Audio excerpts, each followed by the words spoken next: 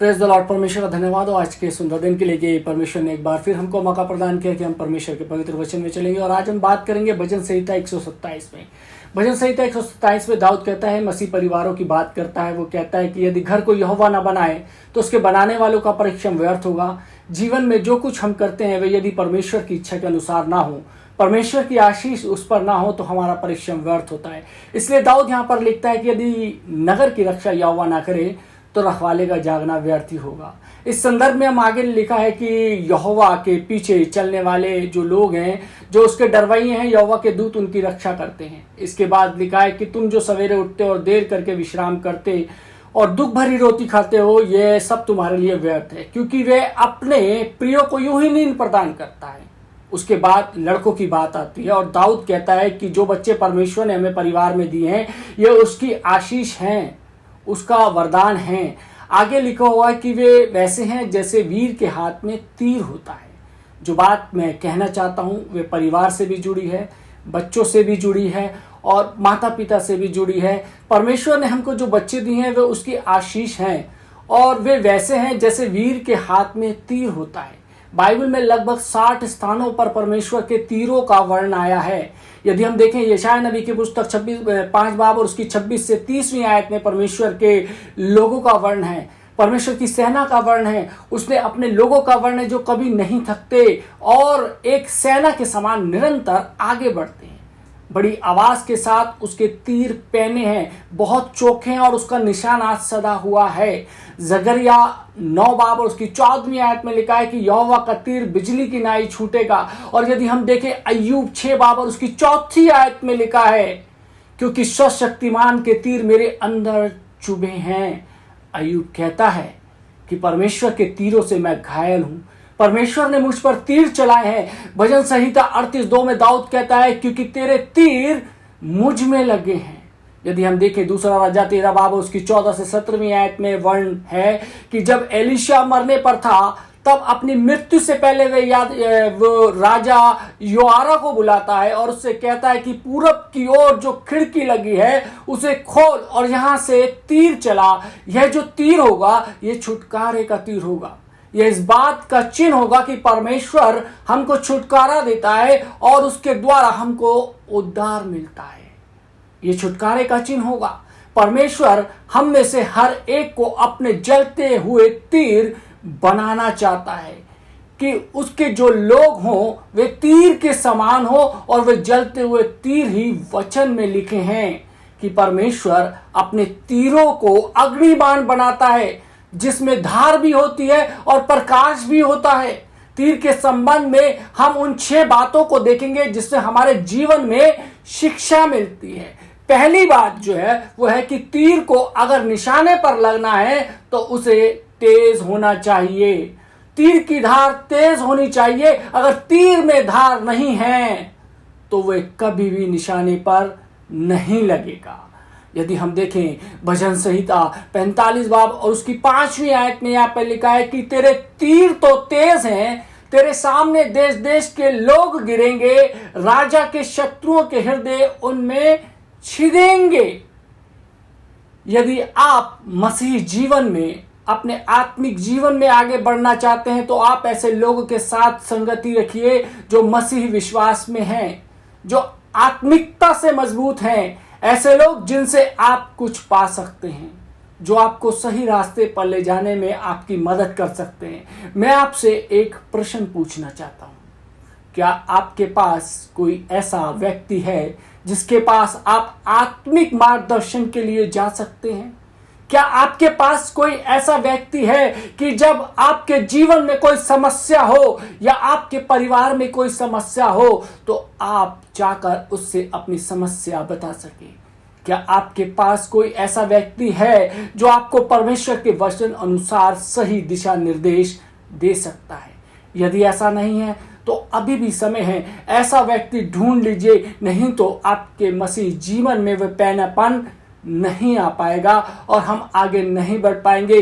तीर के संबंध में पहली बात जो हमें देखनी है वो ये कि अगर तीर को निशाने पर लगना है तो उसमें ये धार होनी चाहिए, उसमें वो पहनापन होना चाहिए जो संभव है प्रार्थना के द्वारा, परमेश्वर से संगति के द्वारा, उसके वचन के अध्ययन के द्वारा कितने परिवार हैं जिनमें वचन का अध्ययन किया जाता है, कितने परिवार हैं जिनमें साथ बैठकर प्रार्थना होती है, कितने परिवार हैं जिनमें फैमिली डिवोशन होती है। ये बहुत ज़रूरी है कि हम अपने बच्चों के जीवन को धारदार बनाएं। परमेश्वर ने ये तीर हमें दिए हैं, ये बच्चे हमें दिए हैं, परिवार दिया है और इसका लेखा हमको एक दिन देना है। और दूसरी बात, यदि तीर को निशाने पर लगना है तो उसे सीधा होना चाहिए। जी हाँ मेरे अजीजों, यदि तीर को निशाने पर लगना है तो उसे सीधा होना चाहिए। यदि तीर सीधा नहीं होगा, आड़ा टेढ़ा होगा, तो वो सही दिशा में नहीं जाएगा। ये बहुत ज़रूरी बात है कि हम जो मसीही लोग हैं, हम जो मसीही जीवन में आगे बढ़ने का प्रयास करते हैं, हमारा जीवन बहुत सीधा हो, हमारा परमेश्वर से संबंध बड़ा सीधा हो। क्या हमारे दिन भर में 24 घंटे में से कुछ मिनट का समय ऐसा होता है जब हम खामोशी से परमेश्वर की निकटता में जाकर अपना समय बिताते हैं? ये बात हमको अपने आप से पूछनी है। यदि तीर को निशाने पर लगना है तो उसको बड़ा सीधा होना चाहिए। अब प्रश्न यह उठता है कि किस बात में सीधा?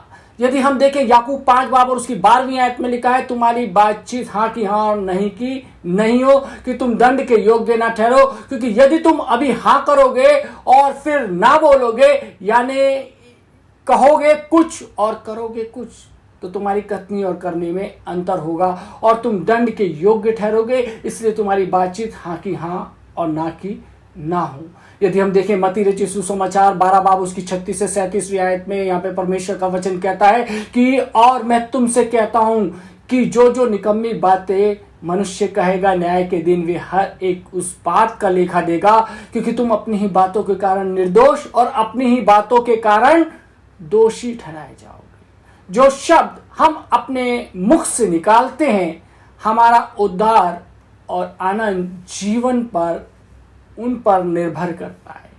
किसी ने सांप के विषय में कहा है कि सांप होता तो सीधा है, पर जीवन भर आड़ा तिरछा चलता है और जब वे मर जाता है तब सीधा हो जाता है।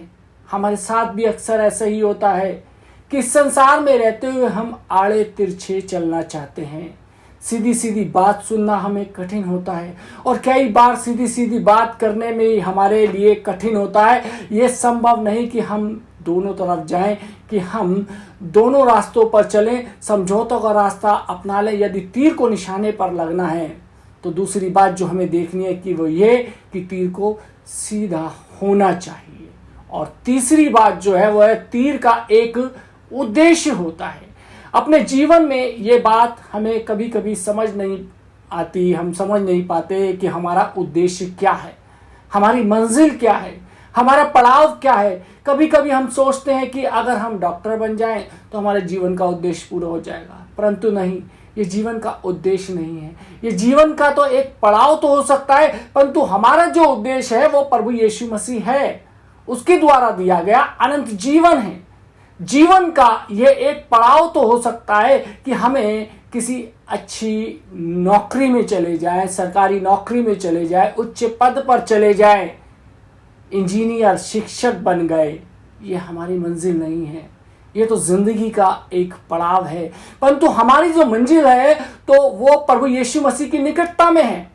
जीवन का जो उद्देश्य है वो केवल एक है कि हमें परमेश्वर के रास्ते पे चलना है।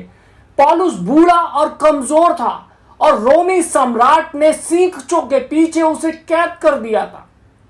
उस जेल में जहां पर पौलुस के हाथ और पैरों में बेड़ियां पड़ी हुई हैं, वहां पौलुस उस जेल से फिलिपियों की कलीसियाओं के नाम पत्र लिखता है। यदि आप फिलिपियों की पत्री पढ़ें तो आपको लगेगा नहीं कि यह एक ऐसे व्यक्ति ने लिखा है जो बूढ़ा और कमजोर है और जेल में बंद है।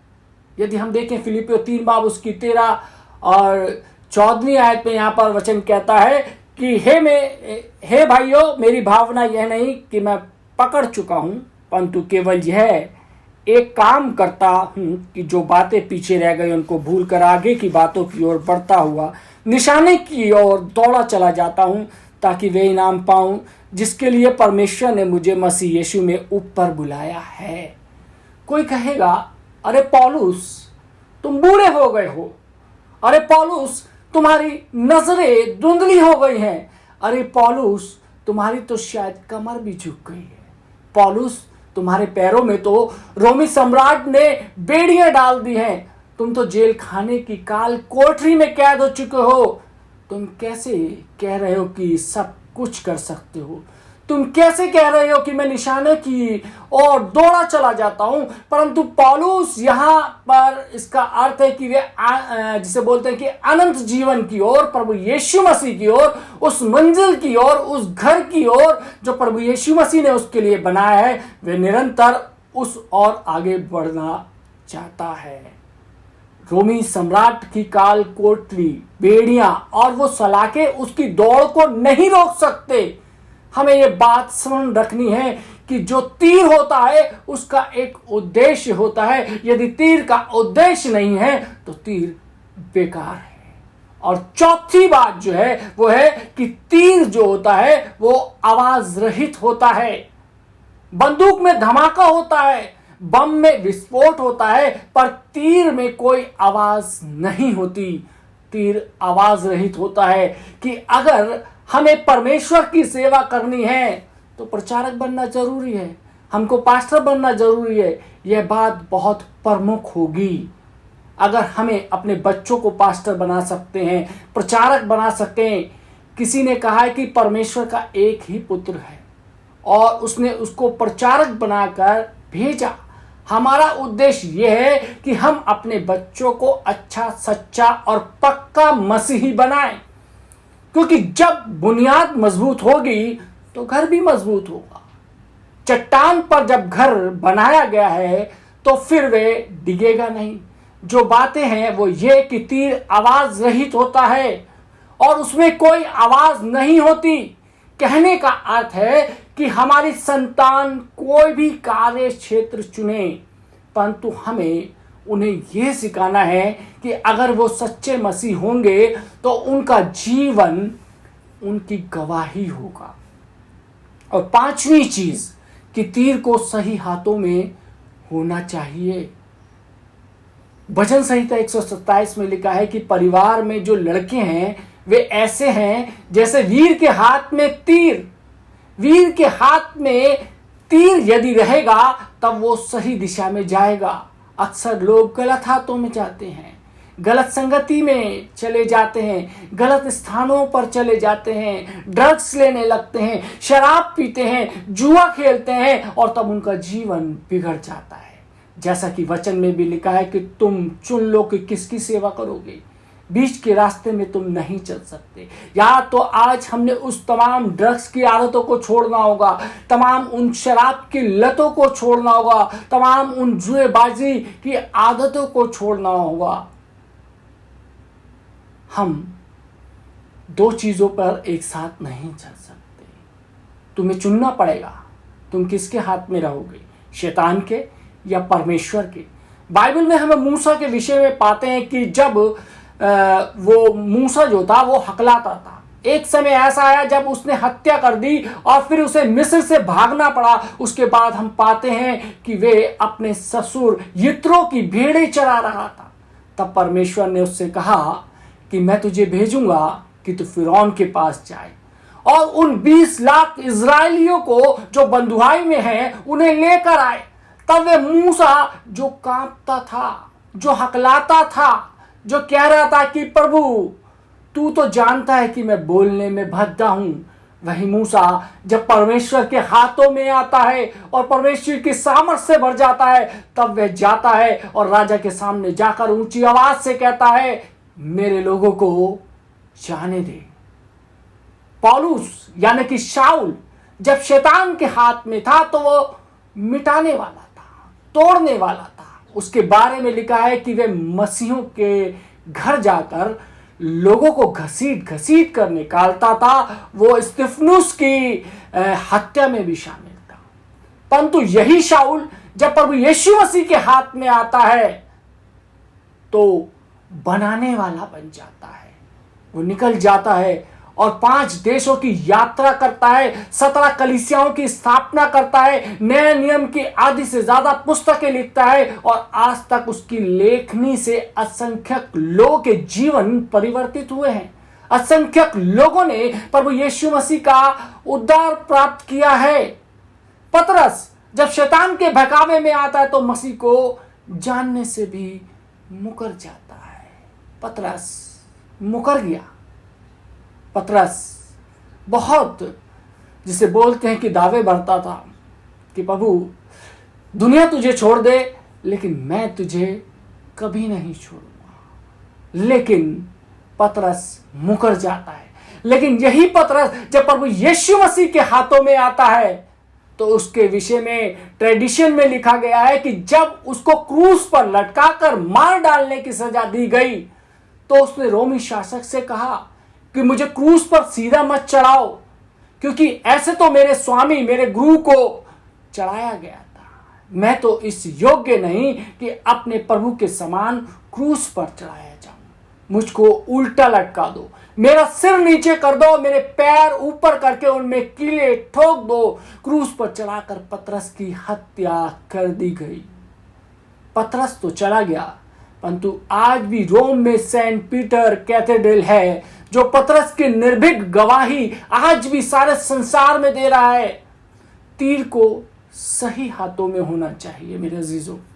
और छठी चीज जो है वो है कि तीर भुला दिया जाता है पर महिमा शिकारी को मिलती है। हमारी भी यही भावना होनी चाहिए कि हमारे जीवनों से परमेश्वर को महिमा मिले, हमारे कार्यों से परमेश्वर ऊंचा उठाया जाए। प्रभु यीशु मसीह कहता है कि जब मैं ऊंचा उठाया जाऊंगा तो बहुत से लोगों को अपनी ओर खींचूंगा।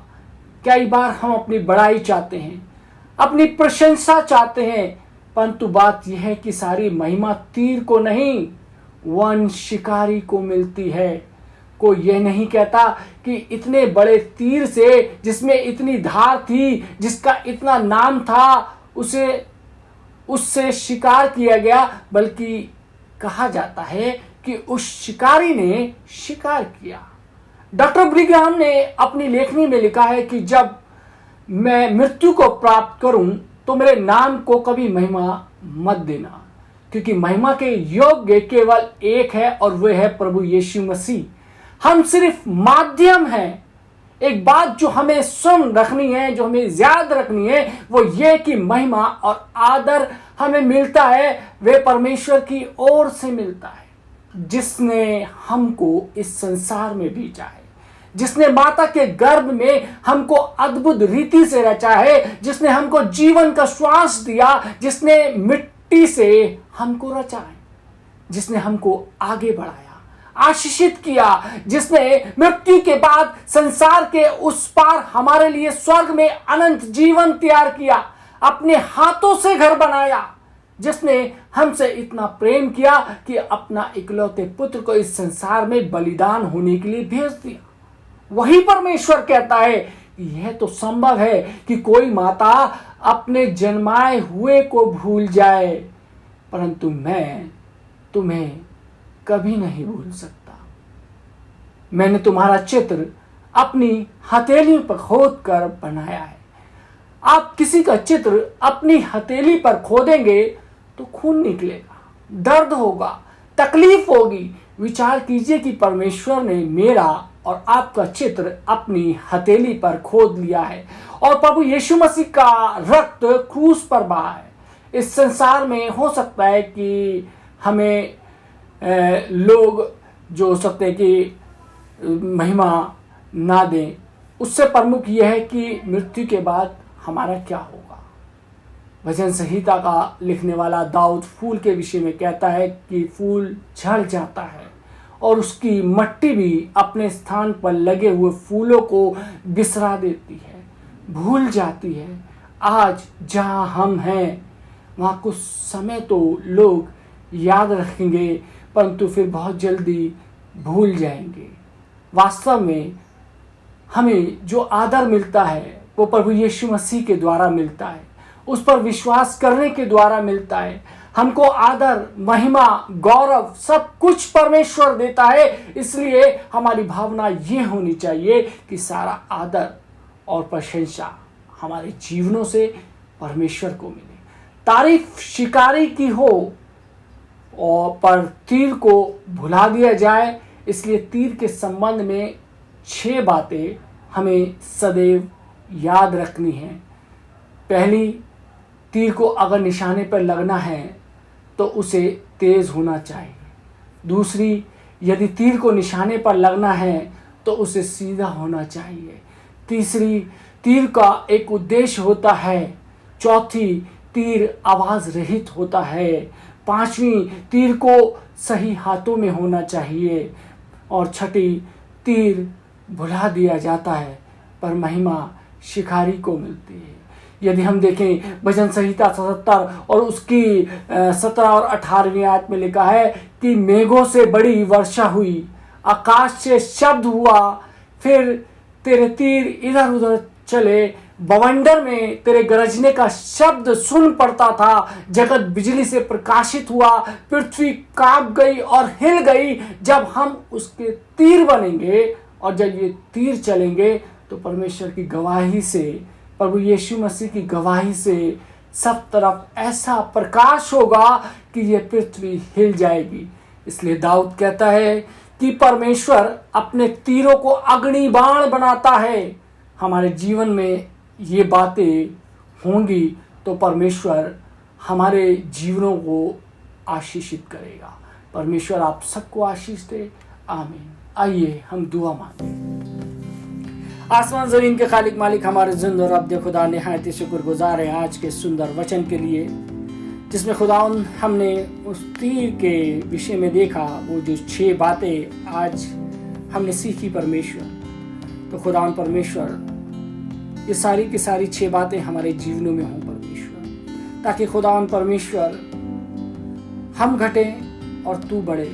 सारी आदर और महिमा प्रभु यीशु मसीह तुझको मिलने पाए। हमारे जीवनों को खुदावन तो अपने नाम काम जलाल के लिए इस्तेमाल कर। जितने लोगों ने परमेश्वर ये वचन सुना है, ये वचन ना सिर्फ सुनने वाले हो सके बल्कि दूसरे लोगों तक पहुंचाने वाले हो सके, ताकि इस वचन के माध्यम से खुदावन बहुत से लोग आशीषित हो सके।